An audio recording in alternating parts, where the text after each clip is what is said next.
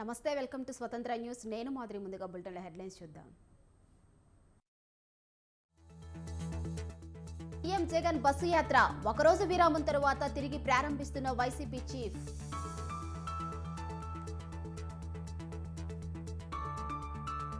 నేడు జనసేనలోకి మండలి బుద్ధప్రసాద్. పవన్ సమక్షంలో చేరనున్న మాజీ డిప్యూటీ స్పీకర్.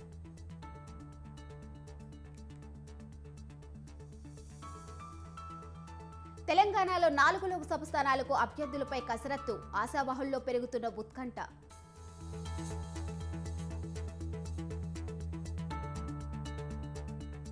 కవిత మధ్యంతర బెయిల్ పిటిషన్పై విచారణ. కోర్టు తీర్పుపై సర్వత్రా ఉత్కంఠ.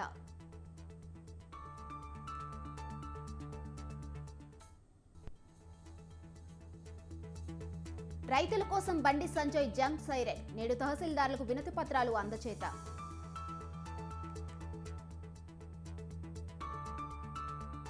ఆర్మూర్లో నిజాం సాగర్ కెనాలకు గండి. కాలనీలోకి భారీగా నీరు.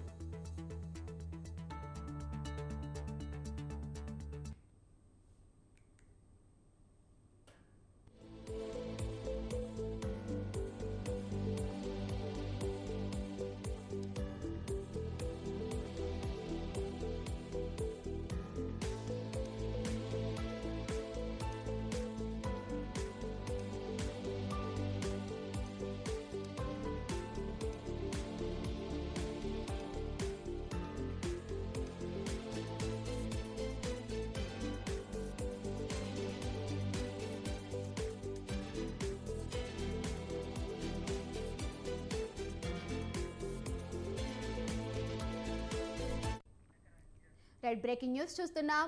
జనసేన అధినేత పవన్ కళ్యాణ్ ఎన్నికల ప్రచారం కొనసాగుతుంది. ఈ నెల 30న పిఠాపురంలో ప్రారంభమైన వారాహి యాత్ర ఇవాళ 3వ రోజు కొనసాగనుంది. ఉదయం 11 గంటలకు పవన్ కళ్యాణ్ పిఠాపురం రానున్నారు. ముందుగా హైదరాబాద్ నుంచి గొల్లప్రోలుకి హెలికాప్టర్లో చేరుకుంటారు. అక్కడ పవన్ సమక్షంలో టీడీపీ నేతలు మండలి బుద్ధప్రసాద్, నిమ్మక జయకృష్ణ జనసేనలో చేరనున్నారు. వారికి పవన్ కళ్యాణ్ పార్టీ కండువా కప్పి ఆహ్వానించనున్నారు. అవనిగడ్డ, పాలకొండ సీట్లను జనసేన పెండింగ్ లో పెట్టింది. అవనిగడ్డ నుంచి మండలి, పాలకొండ నుంచి నిమ్మక పోటీ చేసే అవకాశం ఉన్నట్లు తెలుస్తోంది.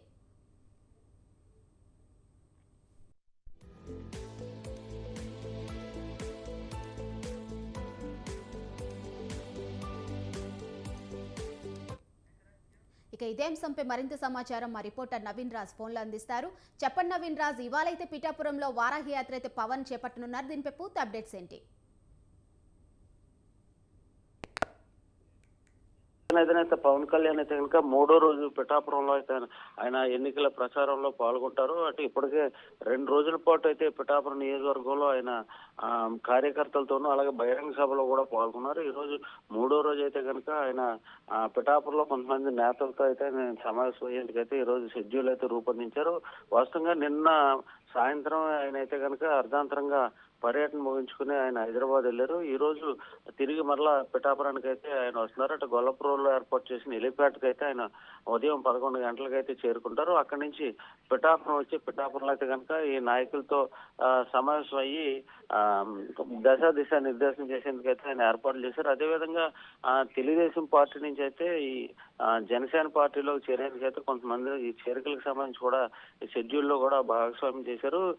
ప్రధానం చూస్తే టీడీపీకి సంబంధించిన మండలి బుద్ధప్రసాద్ అలాగే నిమ్మల జయకృష్ణ ఇద్దరు కూడా ఈ పార్టీలో చేరుతున్నారు. అంటే వాళ్ళు తెలుగుదేశం పార్టీలో ఉండి ఇప్పుడు జనసేన పార్టీకి అయితే చేరుతున్నారు. వచ్చే ఎన్నికలకు సంబంధించి కూడా వీళ్ళిద్దరూ జనసేన తరఫున అయితే పోటీ చేసేందుకు ఇప్పటికే ఈ పార్టీ నుంచి అయితే గ్రీన్ సిగ్నల్ ఇచ్చింది. అంటే ఈ అవనిగడ్డ అలాగే పాలకొండ 2 నియోజకవర్గాలకు సంబంధించి పెండింగ్ లో పెట్టారు పవన్ కళ్యాణ్.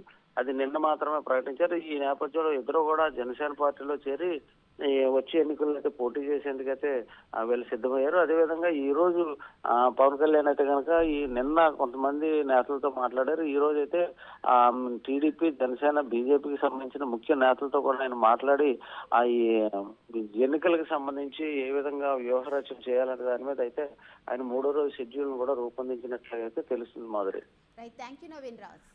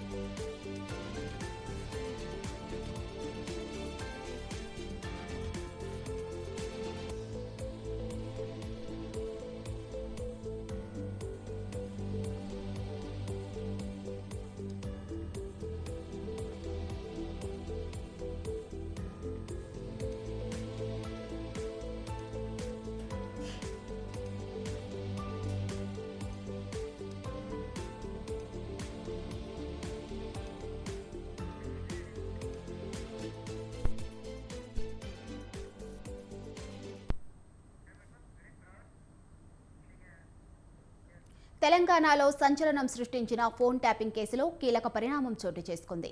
ఈ వ్యవహారంలో కీలకంగా సూత్రధారి అయిన ఎస్ఐబి మాజీ చీఫ్ ప్రభాకర్ రావు హైదరాబాద్ రాబోతున్నారు.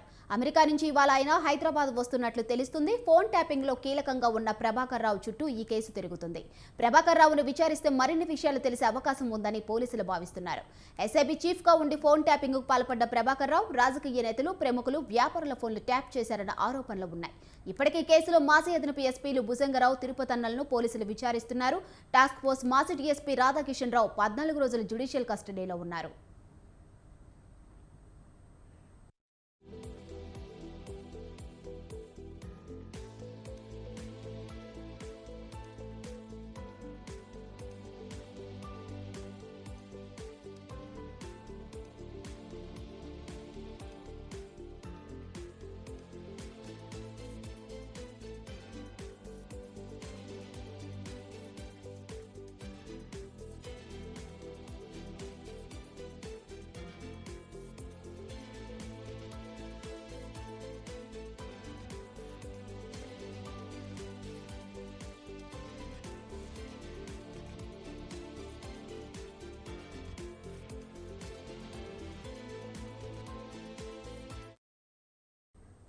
మరోవైపు ఫోన్ ట్యాపింగ్ వ్యవహారం క్రమంగా ఎన్నికల డబ్బు పంపిణీ వైపు వెళ్తోంది.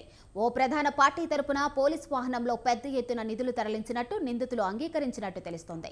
త్వరలోనే కొందరు రాజకీయ నేతలకు పోలీసులు నోటీసులు ఇచ్చే అవకాశం ఉంది. ఇందులో గత శాసనసభ ఎన్నికల్లో పోటీ చేసిన అభ్యర్థులతో పాటు గెలిచిన ఎమ్మెల్యేలు కూడా ఉండవచ్చని తెలిసింది. ఇదే జరిగితే ఫోన్ ట్యాపింగ్ వ్యవహారం రాజకీయంగా మరింత సంచలనంగా మారబోతుంది.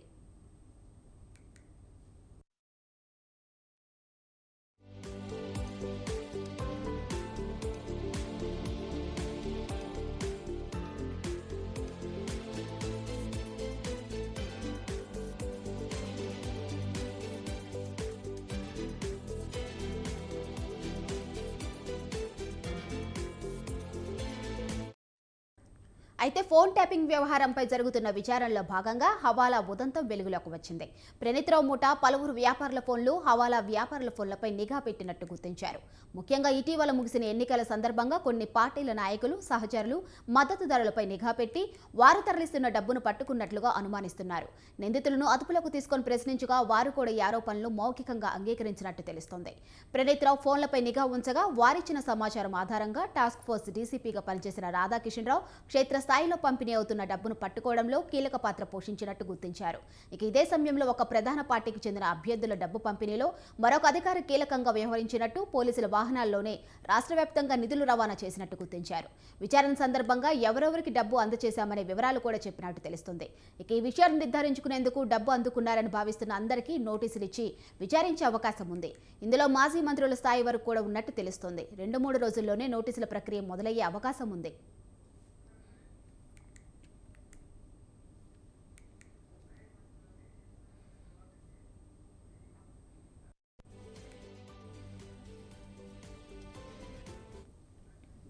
ఫోన్ ట్యాపింగ్ కేసులో కీలకంగా సూత్రధారి అయిన ఎస్ఐబి మాజీ చీఫ్ ప్రభాకర్ రావు అయితే హైదరాబాద్ రాబోతున్నారు.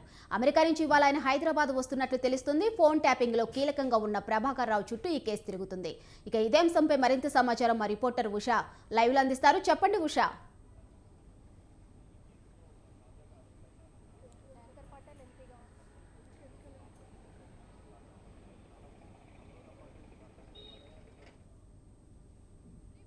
వ్యవహారంలో రోజుకో కొత్త వ్యక్తులు వెలుగులోకి వస్తున్నారు. ఈ కేసుకి సంబంధించి ఏదైతే భుజంగరావు, తిరుపతన్నలు 4వ రోజు కస్టడీలోకి తీసుకున్నారు బంజారాహిల్స్ పోలీసులు. ఈ కేసులో సంబంధించి ఫోన్ ట్యాపింగ్ వ్యవహారంలో ఇప్పటికే A1గా ఉన్నటువంటి ప్రభాకర్ రావు అమెరికా నుంచి నేడు హైదరాబాద్కి వస్తున్నట్టుగా మనకు అందుతున్నటువంటి సమాచారం. మరోవైపు ఈరోజు 3 కీలక అంశాలు.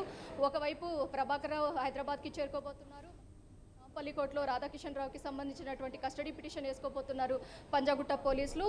మరోవైపు ఈ కేసుకి సంబంధించినటువంటి రాజకీయ ప్రముఖులు ఎవరెవరైతే ఉన్నారో వారు ఎస్ఐబిలో ఉన్నటువంటి కింది స్థాయి వ్యక్తుల నుంచి పై స్థాయి వ్యక్తుల వరకు ఓఎస్డీ ఏదైతే టాస్క్ ఫోర్స్ డిపార్ట్మెంట్లో ఉన్నటువంటి ఓఎస్డీ మాజీలు ఎవరైతే ఉన్నారో వారికి సంబంధించి కూడా నోటీసులు ఇవ్వబోతున్నట్టు మనకు అందినటువంటి సమాచారం.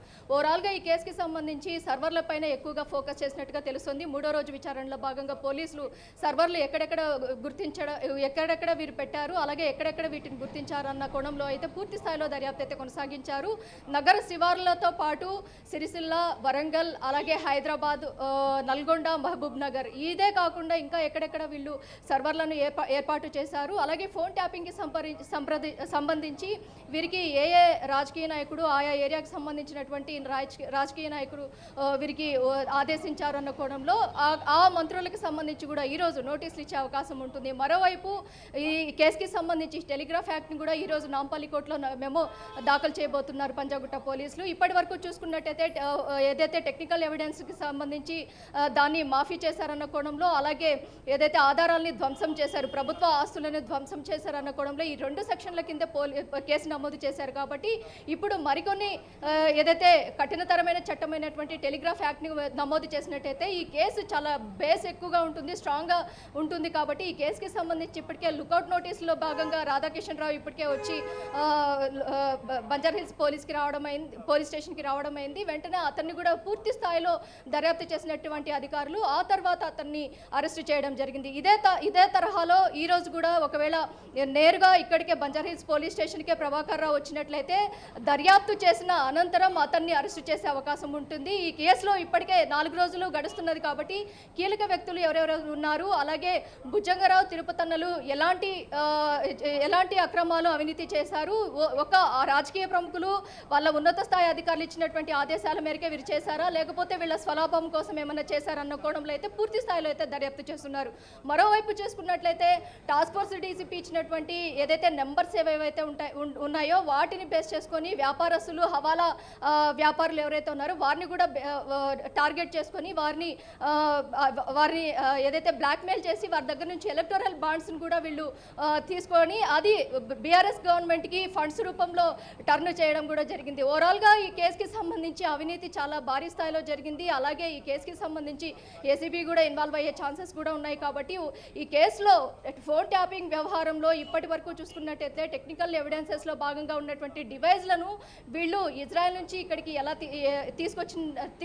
రావడానికి రాజకీయ నాయకుడు ఎవరున్నారు, ముఖ్య నేత ఎవరు అన్న కోణంలో కూడా ఇప్పటికే దాదాపు పలువురు రాజకీయ ప్రముఖులతో పాటు ఎస్ఐబిలో ఉన్నటువంటి సిబ్బందితో పాటు అలాగే టాస్క్ ఫోర్స్లో పనిచేసినటువంటి సిబ్బంది ఈ ముగ్గురు చుట్టూ కూడా ఉచ్చు బిగిస్తుందనేసి తెలుస్తుంది. ఓవరాల్గా రాజకీయ నేతలు చాలామంది ఇందులో ఉన్నారు. కాబట్టి ప్రభాకర్ రావు ఆదేశిస్తేనే వీరందరూ కూడా ఇప్పటి వరకు అరెస్ట్ అయినటువంటి వ్యక్తులు ఎవరెవరైతే ఉన్నారో వారందరూ కూడా వారిని పూర్తి స్థాయిలో దర్యాప్తు చేసే క్షణంలో అయితే వీళ్ళందరూ ప్రభాకర్ రావు ఆదేశాల మేరకే మేము ఇవంతా చేశామన్న కోణంలోనే చెప్పారు. మరోవైపు ప్రణీత్ రావుని కూడా ఈరోజు కస్టడీ కోరే అవకాశం ఉంటుంది. ఎందుకంటే వీరందరినీ కూడా ఒకే చోట ఉంచి మరోసారి ఎదురెదురుగా కూడా వీరిని విచారిస్తే మరింత సమాచారం, లోతైన దర్యాప్తు అయితే చేయడానికి వీలుగా ఉంటుంది. కాబట్టి ప్రణీత్ రావుని కూడా కస్టడీ కోరే అవకాశం ఉంటుంది. మరోవైపు రాధాకిషన్ రావు ఇప్పటి వరకు రాధాకిషన్ రావుని 14 రోజుల రిమాండ్ విధిస్తూ చెంచల్ కూడా జైలుకి తరలించారు. కాబట్టి రాధాకిషన్ రావు కూడా వస్తే A2గా ఉన్నారు. కాబట్టి ఇప్పటి వరకు ఆయన్ని కూడా విచారించినట్లయితే పూర్తి స్థాయిలో ఈ కేసుకి సంబంధించి ఓవరాల్గా కింగ్ పిన్గా ఉన్నటువంటి వ్యక్తి ప్రభాకర్ రావు ఒక్కరే అని అంటున్నారు. ప్రభాకర్ రావుకి ఎవరు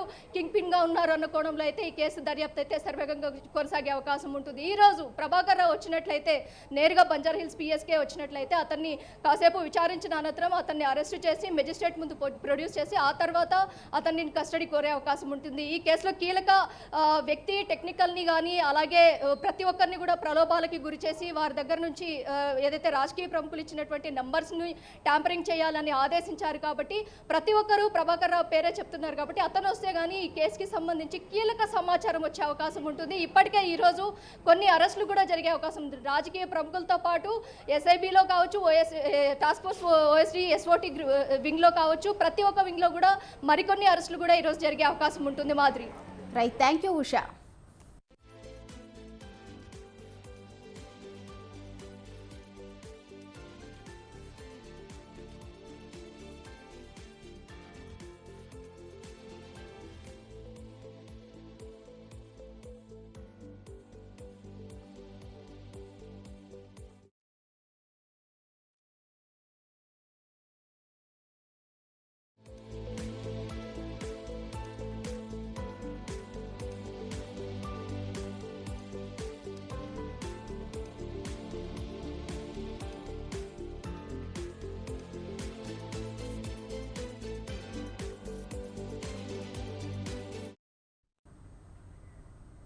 బీఆర్ఎస్ ఎమ్మెల్సీ కల్వకుంట్ల కవిత మధ్యంతర బెయిల్ పిటిషన్ నేడు విచారణకు రానుంది. ఢిల్లీ లిక్కర్ స్కామ్ కేసులో అరెస్టై జ్యుడిషియల్ రిమాండ్లో ఉన్న కవిత తనకు మధ్యంతర బెయిల్ ఇవ్వాలని కోరుతూ పిటిషన్ వేశారు. కవిత బెయిల్ పిటిషన్పై విచారణ జరగనుండటంతో కవితకు బెయిల్ వస్తుందా రాదా అన్న టెన్షన్ బీఆర్ఎస్ పార్టీ నేతల్లో ఉంది.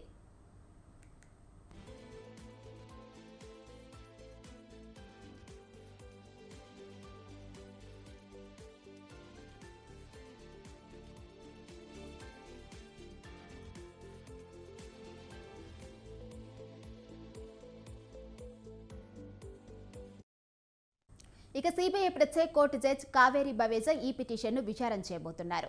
Delhi liquor scam money laundering కేసులో మార్చి 26న కవిత మధ్యంతర బెయిల్ కోసం పిటిషన్ దాఖలు చేశారు. తన చిన్న కుమారుడికి పరీక్షలు ఉన్నందువల్ల తనకు ఏప్రిల్ 16 వరకు మధ్యంతర బెయిల్ ఇవ్వాలని కవిత కోరారు. కవితకు మధ్యంతర బెయిల్పై ఇప్పటికే రౌస్ అవెన్యూ కోర్టు ఈడీని వివరణ కోరింది. ప్రస్తుతం కవిత తీహార్ జైల్లో ఉన్నారు. ఆమె తన కుమారులకు పరీక్షలున్నాయని కాబట్టి తనకు మధ్యంతర బెయిల్ ఇవ్వాలంటూ పిటిషన్ వేశారు. ఢిల్లీ రౌస్ అవెన్యూ కోర్టులో మధ్యంతర బెయిల్ పిటిషన్పై విచారణ జరగనుంది. ఏప్రిల్ 16వ తేదీ వరకు తనకు బెయిల్ మంజూరు చేయాలని ఆమె పిటిషన్లో కోరారు. అయితే ఎన్ఫోర్స్మెంట్ డైరెక్టరేట్ అధికారులు కవితకు మధ్యంతర బెయిల్ ఇవ్వడంపై అభ్యంతరం తెలిపే అవకాశాలు ఉన్నాయి. కేసు ప్రస్తుతం కీలక దశలో ఉన్నందున సాక్షులను ఆమె ప్రభావితం చేసే అవకాశం ఉందని వాదించనుంది. ఆమె బెయిల్పై బయటకు వెళ్తే సాక్షులను ప్రభావితం చేస్తే విచారణపై కూడా ప్రభావం చూపే అవకాశం ఉందని ఈడీ తరపు న్యాయవాదులు వాదించనున్నారు. దీంతో ఈ కేసులో కవితకు బెయిల్ వస్తుందా లేక న్యాయమూర్తి తిరస్కరిస్తారన్నది ఉత్కంఠగా మారింది.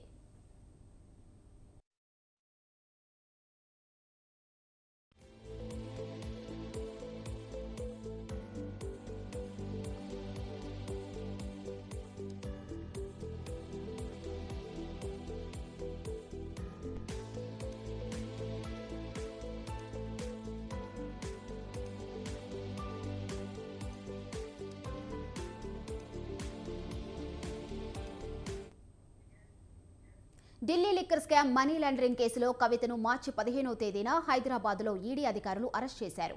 మరుసటి రోజు ఆమెను ఢిల్లీ రౌస్ అవెన్యూ కోర్టులో హాజరుపరిచారు. తొలుత ఆమెను విచారణ నిమిత్తం 10 రోజుల పాటు ఈడీ కస్టడీకి న్యాయస్థానం అనుమతించింది. కస్టడీ గడువు ముగియక ముందే కవిత సుప్రీంకోర్టుని బెయిల్ కోసం ఆశ్రయించిన ట్రయల్ కోర్టుకు వెళ్లాలని సూచించడంతో ఢిల్లీ రౌస్ అవెన్యూ కోర్టుకు వెళ్లారు. ఆమె మధ్యంతర బెయిల్పై నేడు తీర్పు ఎలా వస్తుందోనని ఇటు కవిత అభిమానులు, బీఆర్ఎస్ నేతలు ఉత్కంఠగా ఎదురుచూస్తున్నారు. మరోవైపు కవితకు జైల్లో సదుపాయాలు కల్పన అంశంపై కూడా నేడు విచారణ జరిగే అవకాశం ఉంది. కవితకు జైల్లో సదుపాయాలు కల్పించడం లేదంటూ ఇటీవల కవిత తరపు న్యాయవాది కోర్టులో పిటిషన్ దాఖలు చేశారు. కవితకు ఇంటి భోజనం, నిద్రించడానికి మంచం, పరుపులు, చెప్పులు, బట్టలు, దుప్పట్లు, పుస్తకాలు, పెన్ను, పేపర్లు, మందులు తీసుకెళ్లేందుకు రౌస్ అవెన్యూ కోర్టు అనుమతించింది. కానీ తిహార్ జైలు అధికారులు అమలు చేయకపోవడంపై మరోసారి కోర్టును ఆశ్రయించారు కవిత.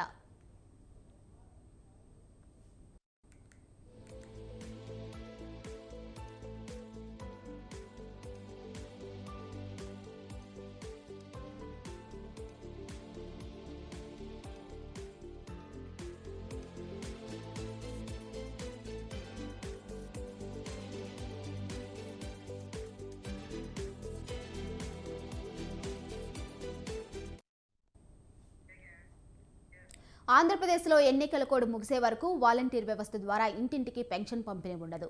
గ్రామ, వార్డు సచివాలయ సిబ్బందితో సచివాలయాల్లోనే పెన్షన్లు పంపిణీ చేయాలని నిర్ణయించారు. గ్రామీణ పేదరిక నిర్మూలన సంస్థ సెర్ఫ్ ఈ మేరకు ఉత్తర్వులు జారీ చేసింది. కేంద్ర ఎన్నికల సంఘం ఉత్తర్వులకు అనుగుణంగా ఈ నిర్ణయం తీసుకున్నారు. పింఛన్ లబ్ధిదారులు ఆధార్ కార్డు లేకుండా ఇతర గుర్తింపు కార్డు చూపి గ్రామ, వార్డు సచివాలయాల్లో తన పెన్షన్ తీసుకోవాలి. వాలంటీర్లు పెన్షన్ సహా ఏ నగదు పంపిణీ చేయడానికి వీల్లేదు.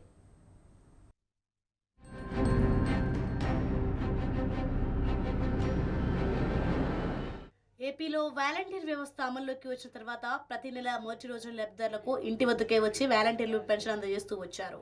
కానీ ఎన్నికల కోడ్ అమలులోకి రావడంతో తాత్కాలికంగా ఆ సౌకర్యం రద్దయింది. ఏపీలో వాలంటీర్లపై కేంద్ర ఎన్నికల సంఘం ఆంక్షలు విధించింది. పెన్షన్ సహా అన్ని నగదు పంపిణీ పథకాలకు వాలంటీర్లను దూరం పెట్టింది. ఎన్నికల కోడ్ ముగిసే వరకు ప్రత్యామ్నాయ ఏర్పాటు చేయాలని కేంద్ర ఎన్నికల సంఘం రాష్ట్ర ప్రభుత్వాన్ని ఆదేశించింది.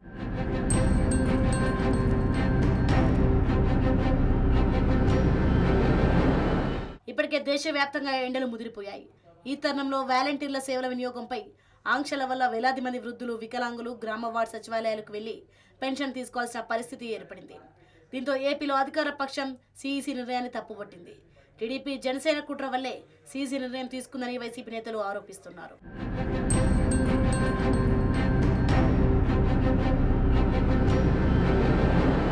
మొదటి నుంచి వాలంటీర్ వ్యవస్థపై చంద్రబాబు కక్షపూరితమైన ధోరణిలోనే వ్యవహరిస్తున్నారని ఏపీ ప్రభుత్వ సలహాదారు సజ్జల రామకృష్ణారెడ్డి మండిపడ్డారు. ఎన్నికల నియమావళి పేరుతో పెన్షన్ల పంపిణీని అడ్డుకునే ప్రయత్నం చేస్తున్నారన్నారు. చంద్రబాబుది మోసపూరిత రాజకీయమన్నారు. వాలంటీర్ల వ్యవస్థతో వైసీపీకి మేలు జరుగుతుందనే భయం చంద్రబాబులో ఉందన్నారు. సిటిజన్ ఫర్ డెమోక్రసీకి ఫిర్యాదుతో చర్యలు తీసుకున్నామని ఈసీ చెబుతోందన్నారు. అది చంద్రబాబు జేబు సంస్థ అని సజ్జల ఆరోపించారు. చంద్రబాబు నాయుడు వాలంటీర్లను దెబ్బతీయాల వ్యవస్థను దెబ్బతీయాలని అనుకుంటూనే ఆ పేరు తనకు రాకూడదు అనే ఉద్దేశంతో ఈ అవుట్ఫిట్ పెట్టడము, దాని స్పెషల్ పర్పస్ వెహికల్ లాగా దాంతో టపటపటప కేసులు వేయించుకుంటూ రావడం. ఇప్పుడు ఎన్నికలు రాగానే ఇక్కడ ఈసీ కూడా అప్రోచ్ అయ్యి గత 4 ఏళ్లుగా వృద్ధులు, వికలాంగులు, పెద్దవాళ్లు పూర్తిగా పెన్షన్ మీద జగన్ వాళ్ళ మనముడు జగన్ ఇస్తున్నది అనుకుంటూ తీసుకుంటున్న పెన్షన్, అది కూడా బాగా సరిపోయే రకంగా 3,000 రూపాయలు ఇప్పుడు తీసుకుంటున్న నేపథ్యంలో ఈ కార్యక్రమం ఏముందో దాన్ని ఒక్కసారిగా లింక్ కట్ చేయించారు ఎలక్షన్ కమిషన్ ద్వారా. ఇది కేవలం ఒక రోజు ఇబ్బంది కాదు, ఇది రేపు ఆయన వస్తే ఏమవుతుంది అనేది కూడా సూచిస్తుంది. పొరపాటున చంద్రబాబు నాయుడు అది వచ్చే అవకాశం లేదు, అది ఆయనకు తెలిసిపోయింది, అది వేరే విషయం. కానీ ఇలాంటి వాడిని మళ్ళీ తెచ్చుకుంటే అందరికీ పాత రోజులు ఇప్పటికే గుర్తొస్తుంటాయి. 14-19 మధ్య క్యూలలో వెళ్లి పోస్ట్ ఆఫీస్కో బ్యాంకు దగ్గరకో పెన్షన్ శాంక్షన్ కావాలంటే అది వేరు. జన్మభూమి కమిటీలకు 1 నెల 2 నెలల పెన్షన్లు ఇచ్చో, వాళ్ళకు కమిషన్లు ఇచ్చో పెన్షన్ తెచ్చుకోవాలా, వేలల్లోనే డబ్బులు ఇచ్చి. లేదు వచ్చిన తర్వాత అంటే నెల తాలో ఎప్పుడు వస్తుందో తెలియకుండా తిరుగుతుండాలి, కాళ్ళు అరిగేట్టు, చెప్పులు అరిగేట్టు అనేది విషయం. పాత రోజులు ఎన్నికల సమయంలోనే చంద్రబాబు నాయుడు మళ్ళీ గుర్తు చేస్తున్నాడు వాళ్ళకు. వాలంటీర్లపై చంద్రబాబు కుట్ర చేసి పేదలకు పెన్షన్ అందకుండా చేశారని మంత్రి బొత్స సత్యనారాయణ అన్నారు. పేదవాడి పొట్టకొడడం ధర్మమేనా అని బొత్స ప్రశ్నించారు. పేదవాడికి వచ్చే లబ్ధితో కూడా టీడీపీ కుటిల రాజకీయం చేస్తోందని మండిపడ్డారు. ఎన్నికల కమిషనర్కు ఫిర్యాదు చేసి డిఎస్సి పరీక్షను కూడా అడ్డుకున్నారని ఆగ్రహం వ్యక్తం చేశారు. ఎన్నికల నోటిఫికేషన్ కు ముందే డిఎస్సిని ప్రకటించామని బొత్స గుర్తు చేశారు. ఎలక్షన్ కమిషన్ ఒక ఉత్తర్వులు ఇచ్చింది, వాలంటీర్ వ్యవస్థని వాలంటీర్ని ఇన్వాల్వ్ చేయొద్దని. Okay fine. వాళ్ళు ఇస్తున్న పెన్షన్ కూడా పంచొద్దని చంద్రబాబు నాయుడు వచ్చి మరి తెలుగుదేశం పార్టీ పిటిషన్ పెట్టి వాళ్ళతో చేయకపోతే ఈ నెల పెన్షన్ ఎవరు ఇస్తారు? వాళ్ళని తెచ్చుకోవాలి. నేను రాత్రి పత్రికలు ఎక్కడ చూసా, టీవీలో డిబిటీ ద్వారా వాళ్ళకి కూడా ఇచ్చేవచ్చని. ఎస్ ఇచ్చేవచ్చు, కంటే కాదన్ను. కానీ ఇవ్వాలంటే మరి బ్యాంక్ అకౌంట్లు వాళ్ళ తాలూకా ఇన్ఫర్మేషన్ వాళ్ళకి కావాల్సిన అవసరాన్ని రావాలి కదా. రావాలంటే ఈ 1వ తారీఖు రేపటికి ఎల్లుండి కల్లా అవుతుందా? మనం 4 రోజులు అవుద్దా, 10 రోజులు అవుద్దా? వాలంటీర్ వ్యవస్థ ఉంటే ఇంటింటికి వెళ్ళి తిరిగి తేడానికి కాదు కదా. అంటే పేదవాడి తాలూకు ఆకలితో కూడా కుటీర రాజకీయాలు, క్షుద్ర రాజకీయాలు చేస్తుంది తెలుగుదేశం పార్టీ, ఆ కూటమి. ఆ వస్తున్న ఆ పెన్షన్ 3,000 రూపాయల కోసము 1వ తారీఖు నాడు, 2వ తారీఖు నాడు, 3వ తారీఖు నాడు చూస్తున్న ఆ పేద ప్రజలకి ఏం సమాధానం చెప్తారు? రేపు ఏ రకంగా సమాధానం చెప్తారు? ఎన్నికల పేరుతో వాలంటీర్ల పింఛన్ పంపిణీ చేయకపోవడం వల్ల అవ్వ తాతలు ఇబ్బంది పడతారని మంత్రి అంబటి రాంబాబు ఆవేదన వ్యక్తం చేశారు. చంద్రబాబు కక్షపూరిత పనులతో ఇబ్బంది పడేది వాలంటీర్లు కాదు, లబ్ధిదారులని విమర్శించారు. వాలంటీర్లపై ఆంక్షల నిర్ణయంపై ఎన్నికల కమిషన్ పునరాలోచించాలని విజ్ఞప్తి చేశారు. ఈ ఎలక్షన్ కమిషన్ తీసుకున్నటువంటి నిర్ణయం, ఈ కోడ్ ఆఫ్ కాండక్ట్ ఉన్నంత వరకు కూడా వాలంటీర్లు ఏ విధమైన సంక్షేమ కార్యక్రమాలు పంచకూడదు అనేటువంటి నిర్ణయం వల్ల తీవ్రంగా ఇబ్బంది పడేవారు పెన్షన్ తీసుకుంటున్నటువంటి అవ్వాతాతలు, వికలాంగులు. ఇవాళ వాలంటీర్స్కి ఏమి ఇబ్బందికరమైనటువంటి అంశం కాదు. ఇది ఖచ్చితంగా అవ్వాతాతలకు చాలా ఇబ్బందికరమైనటువంటి అంశం. ఈ నిర్ణయం వలన పూర్వం ఎలా ఉండేదో మీ అందరికీ తెలుసు. అవ్వాతాతలు గాని, వికలాంగులు గాని ఎండిఓ ఆఫీస్కో, ఎంఆర్ఓ ఆఫీస్కో వెళ్లి తెచ్చుకోవాల్సినటువంటి పరిస్థితి ఉండేది. పడిగాపులు కాసేటటువంటి పరిస్థితి ఉండేది. ఆ పరిస్థితి నుంచి ఇంటికి వెళ్లి పెన్షన్ అందించేటటువంటి ఒక నూతనమైన పద్ధతిని తీసుకొచ్చినటువంటి జగన్మోహన్ రెడ్డి గారి మీద కక్షతోనూ, వాలంటరీ వ్యవస్థ మీద ఉన్నటువంటి దుగ్ధతోనూ తెలుగుదేశం పార్టీ, చంద్రబాబు నాయుడు గారు, పవన్ కళ్యాణ్ గారు ఎన్ని వ్యాఖ్యలు చేశారో నేను ప్రత్యేకంగా చెప్పాల్సిన అవసరం లేదు. ఒకసారి వెనక్కి వెళ్తే అర్థమవుతుంది. రాష్ట్రంలో వాలంటీర్ వ్యవస్థపై టీడీపీ కక్షపూరితంగా వ్యవహరిస్తోందని టెక్కలి వైసీపీ ఎమ్మెల్యే అభ్యర్థి దువ్వాడ శ్రీనివాస్ అన్నారు. పింఛన్ల పంపిణీ ప్రక్రియకు వాలంటీర్లను దూరం చేసి పింఛన్దారులను ఇబ్బందులకు గురి చేస్తున్నారన్నారు. చంద్రబాబు నాయుడు ఏ డప్పు కొడితే, ఏ కాగితం ఇస్తే దానికి ఎన్నికల కమిషన్ వారు ఇలా నిర్ణయం తీసుకోవడం వల్ల ఈ రోజు సుమారు 12,65,00,000 మంది లబ్ధిదారులు రాష్ట్రంలో ఉంటే, 5 కోట్ల మంది ప్రజలు ఉంటే, 1,65,00,000 గృహాలుంటే ఆ గృహాలకు ఈ రోజు ఎవరు అందిస్తారని అడుగుతున్నాను. నేను అడుగుతున్నాను, వాలంటీర్ సిస్టమ్ ద్వారా ప్రతి పేదవాడికి ప్రభుత్వ పథకాలు అందించాలని జగనన్న ఈ కార్యక్రమాన్ని చేయటం నేరమా? వాలంటీర్ తన 4 సంవత్సరాల 11 నెలలుగా ప్రతి ప్రభుత్వ పథకాన్ని ఆ లబ్ధిదారుడికి అందజేయడం నేరమా? ఈ రోజు చంద్రబాబు నాయుడు చేసినటువంటి ఘోరం, ఏ కారణంగా ఈ ఘోరం చేశాడు? ఈ 3వ తారీఖు లోగా ఈ రాష్ట్రంలో ఉన్న కోటాను కోట్ల మంది లబ్ధిదారుల తాలూకా ఆర్థిక పరిస్థితులు ఏంటి? ఎవరికైనా కడుపు మంట ఉంటుంది. చంద్రబాబు నాయుడు, పవన్ కళ్యాణ్ మీకు హెచ్చరిస్తున్నాను. ఈ ఒక్క నెలకి పేదవాడికి ఆ పెన్షన్లు అందిస్తూ వచ్చే నష్టం ఏంటని అడుగుతున్నాను. ఎన్నికలు ఎదుర్కొనే శక్తి లేదా? అందుకే నేను అన్నాను చంద్రబాబు నాయుడు ఒక్క స్థానంలో కూడా గెలవడు అని. ఎన్నికల కమిషన్ నిర్ణయం ప్రకారం వాలంటీర్ల ఎన్నికల ప్రచారానికి, పెన్షన్ల పంపిణీకి దూరంగా ఉండాలి. జూన్ 4న ఎన్నికల ఫలితాలు వెలువడిన తర్వాత ఎన్నికల కోడ్ ముగిసిందని ఎన్నికల కమిషన్ ప్రకటించిన తర్వాతే మళ్లీ వాలంటీర్లకు అవకాశం వచ్చేది.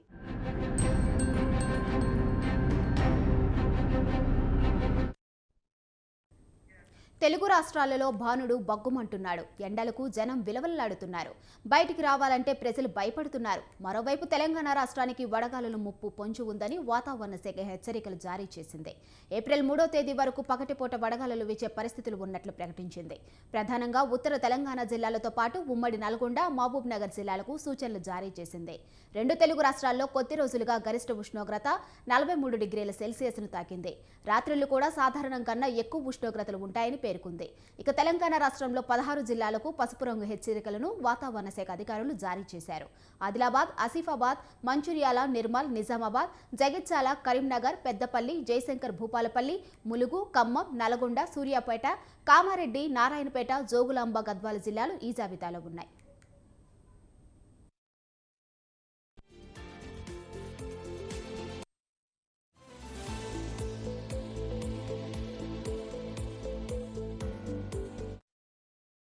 ఈ ఏడాది మొదటిసారి వడగాలులు నల్గొండ జిల్లాలో నమోదయ్యాయి. నిన్న వేములపల్లి మండలంలో 42.7 డిగ్రీలు, నిడమనూరు మండలంలో 42.6 డిగ్రీల ఉష్ణోగ్రతలు నమోదయ్యాయి.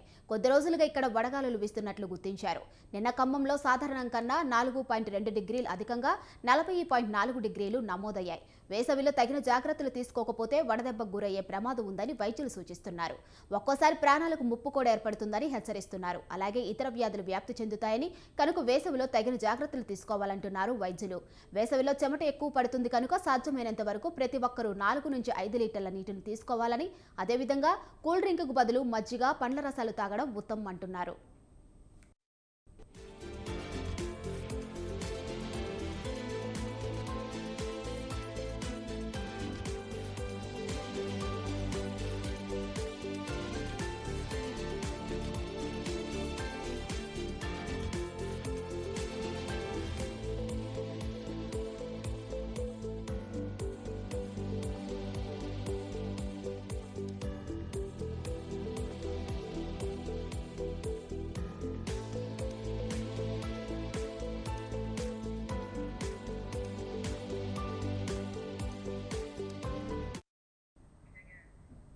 ఇవి బులెటిన్ అప్డేట్స్. చూస్తూనే ఉండండి స్వతంత్ర.